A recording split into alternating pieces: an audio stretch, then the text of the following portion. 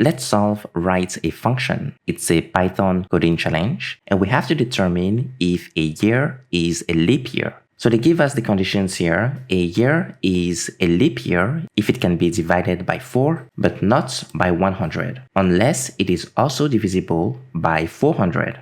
When you start this coding challenge, your code editor will look something like this here. They get some input for the year, and then they print the outputs of our function. So this is the function. Then we get the year as a parameter, and we have to return either true or false, because leap year is a Boolean value. So here we have to write our logic, and that's how you can solve this challenge. Here I'm checking first if the year is divisible by 4, then I'm going to do something. Here I'm going to get a remainder if the year is not divisible by 4.